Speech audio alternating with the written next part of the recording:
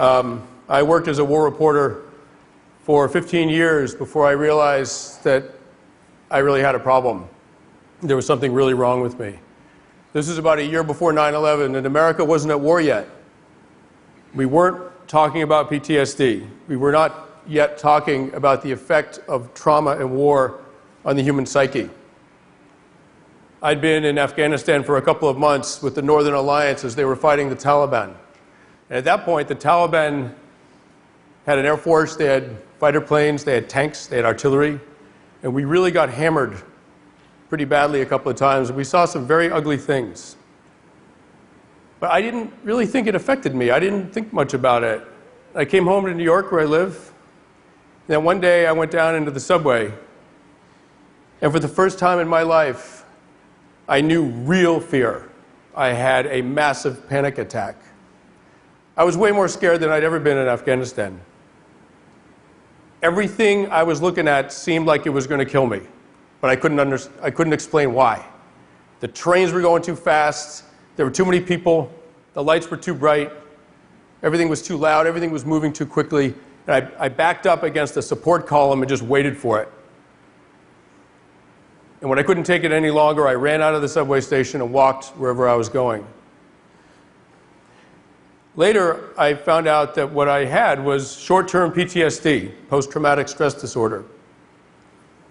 We evolved as animals, as primates, to survive periods of danger, and if your life has been in danger, you want to react to unfamiliar noises. You want to sleep lightly, wake up easily. You want to have nightmares and flashbacks of the thing that could kill you. You want to be angry because it makes you predisposed to fight, or depressed because it keeps you out of circulation a little bit, keeps you safe. It's not very pleasant, but it's better than getting eaten. Most people recover from that pretty quickly. It takes a few weeks, a few months. I kept having panic attacks, but they eventually went away. I had no idea it was connected to the war that I'd seen. I just thought I was going crazy, and then I thought, well, now I'm not going crazy anymore. About 20% of people, however, wind up with chronic long-term PTSD. They are not adapted to temporary danger. They are maladapted for everyday life, unless they get help. We know that the people who are vulnerable to long-term PTSD are people who were abused as children, who suffered trauma as children, people who have low education levels, people who have psychiatric disorders in their family. If you served in Vietnam and your brother is schizophrenic, you're way more likely to get long-term PTSD from Vietnam. So I started to study this as a journalist, and I realized that there was something really strange going on. The numbers seemed to be going in the wrong direction. Every war that we have fought as a country, starting with the Civil War, the intensity of the combat has gone down. As a result, the casualty rates have gone down, but disability rates have gone up. They should be going in the same direction, but they're going in different directions. The recent wars in Iraq and Afghanistan have produced, thank God, a casualty rate of about 1/3 of what it was in Vietnam. But they've also produced 3 times the disability rates. Around 10% of the US military is actively engaged in combat. 10% or under. They're shooting at people, they're killing people, they're getting shot at, they're seeing their friends get killed. It's incredibly traumatic. But it's only about 10% of our military. But about half of our military has filed for some kind of PTSD compensation from the government. And suicide doesn't even fit into this in a very sort of logical way. We've all heard the tragic statistic of 22 vets a day on average in this country killing themselves. Most people don't realize that the majority of those suicides are veterans of the Vietnam War, that generation. And their decision to take their own lives actually might not be related to the war that they fought 50 years earlier. In fact, there's no statistical connection between combat and suicide. If you're in the military and you're in a lot of combat, you're no more likely to kill yourself than if you weren't. In fact, one study found that if you deploy to Iraq or Afghanistan, you're actually slightly less likely to commit suicide later. I studied anthropology in college. I did my field work on the Navajo reservation. I wrote a thesis on Navajo long-distance runners. And recently, while I was researching PTSD, I had this thought. I thought back to the work that I did when I was young, and I thought, I bet the Navajo, the Apache, the Comanche, I mean, these are very warlike nations. I bet they weren't getting PTSD like we do. When their warriors came back from fighting the US military or fighting each other, I bet they pretty much just slipped right back into tribal life.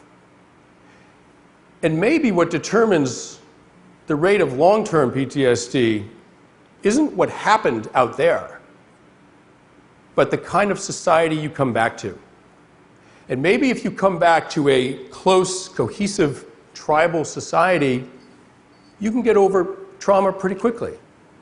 And if you come back to an alienating modern society, you might remain traumatized your entire life. In other words, maybe the problem isn't them, the vets. Maybe the problem is us. Certainly, modern society is hard on the human psyche by every metric that we have. As wealth goes up in a society, the suicide rate goes up instead of down. If you live in modern society, you're up to 8 times more likely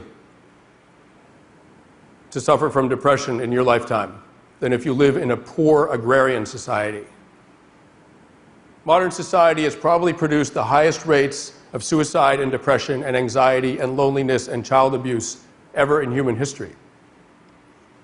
I saw one study that compared women in Nigeria, one of the most chaotic and violent and corrupt and one of the poorest countries in Africa, to women in North America. And the highest rates of depression were urban women in North America. That was also the wealthiest group. So let's go back to the US military. 10% are in combat. Around 50% have filed for PTSD compensation.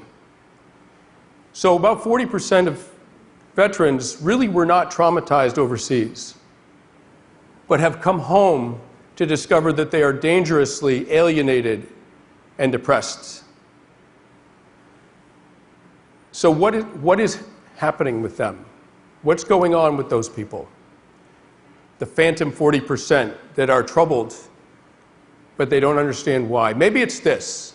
Maybe they had an experience of sort of tribal closeness in their unit when they were overseas. They were eating together, sleeping together, doing tasks and missions together. They were trusting each other with their lives. And then they come home, and they have to give all of that up, and they're coming back to a society, a modern society, which is hard on people who weren't even in the military. It's just hard on everybody. And we keep focusing on trauma, PTSD. But for a lot of these people, maybe it's not trauma. I mean, certainly soldiers are traumatized, and the ones who are have to be treated for that. But a lot of them, maybe what's bothering them is actually a kind of alienation. I mean, maybe we just have the wrong word for some of it. And just changing our language, our understanding would help a little bit. Post-deployment alienation disorder. Maybe even just calling it that for some of these people would allow them to stop trying to imagine a trauma that didn't really happen in order to explain a feeling that really is happening. And in fact, it's an extremely dangerous feeling. That alienation and depression can lead to suicide. These people are in danger. It's very important to understand why. The Israeli military has a PTSD rate of around 1%. The theory is that everyone in Israel is supposed to serve in the military. When soldiers come back from the front line, they're not going from a military environment to a civilian environment. They're coming back to a community where everyone understands about the military. Everyone's been in it or is going to be in it. Everyone understands the situation they're all in, It's as if they're all in one big tribe. We know that if you take a lab rat and traumatize it and put it in a cage by itself, you can maintain its trauma symptoms almost indefinitely. And if you take that same lab rat and put it in a cage with other rats, after a couple of weeks, it's pretty much okay. After 9/11, the murder rate in New York City went down by 40%. The suicide rate went down. The violent crime rate in New York went down after 9/11. Even combat veterans of previous wars who suffered from PTSD said that their symptoms went down after 9/11 happened. The reason is that if you traumatize an entire society, we don't fall apart and turn on one another. We come together, we unify. Basically, we tribalize. And that process of unifying feels so good and is so good for us that it even helps people who are struggling with mental health issues. During the Blitz in London, admissions to psychiatric wards went down during the bombings. For a while, that was the kind of country that American soldiers came back to. A unified country. We were sticking together. We were trying to understand the threat against us. We were trying to help us, trying to help ourselves and the world. But that's changed. Now, American soldiers, American veterans are coming back to a country that is so bitterly divided that the two political parties are literally accusing each other of treason, of being an enemy of the state, of trying to undermine the security and the welfare of their own country. The gap between rich and poor is the biggest it's ever been. It's just getting worse. Race relations are terrible. There are demonstrations and even riots in the streets because of racial injustice. And veterans know that any tribe that treated itself that way, in fact, any platoon that treated itself that way, would never survive. We've gotten used to it. Veterans have gone away and are coming back and seeing their own country with fresh eyes, and they see what's going on. This is the country they fought for. No wonder they're depressed. No wonder they're scared. Sometimes we ask ourselves if we can save the vets. I think the real question is if we can save ourselves. If we can, I think the vets are going to be fine. It's time for this country to unite, if only to help the men and women who fought to protect us. Thank you very much.